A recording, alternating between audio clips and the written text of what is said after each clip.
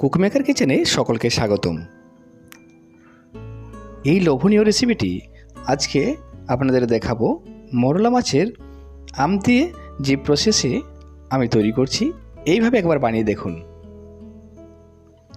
গ্রামীণ এই রেসিপিটি অত্যন্ত লোভনীয়। কুমড়ো গাছের পাতাকে আমি তুলে নিচ্ছি, সাথে লেমন গাছের পাতা দিয়ে আমি ওকে মুড়ে দেব। পেঁয়াজকে কুচি কুচি করে কেটে তৈরি করে নিচ্ছি। মোরলা মাছকে লবণ হলুদ মাখিয়ে এবং সাথে সরিষার তেল দিচ্ছি। পুরোটাকে প্রথমে ম্যারিনেট করে নেব পেঁয়াজ কুচি টমেটো দিয়ে মাখিয়ে নিচ্ছি। এইভাবে কুমড়ো পাতার উপরে নিয়ে টমেটো দিয়ে আমি সাদা সরিষা বাটা দিচ্ছি, তাতে পরিমাণ মতো।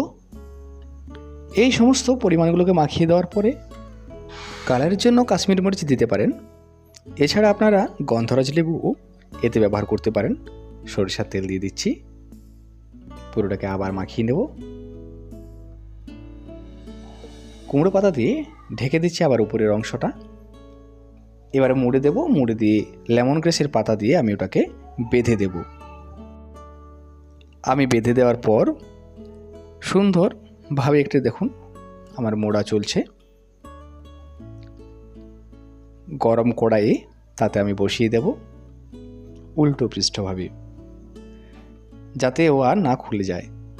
আমি তাতে ঢাকা দিয়ে দেব। এইভাবে ঢিমা আছে আমার তৈরি হতে থাকবে।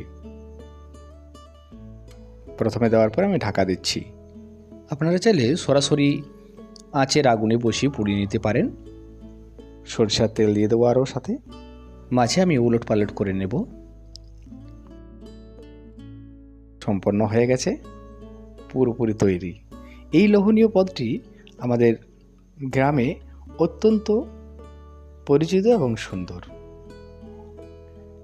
এই রেসিপিটি আপনাদের ভালো লেগে থাকলে লাইক শেয়ার কমেন্ট করে অবশ্যই জানাবেন। চ্যানেলটিকে সাবস্ক্রাইব করে চ্যানেলটির পাশে থাকুন। নমস্কার।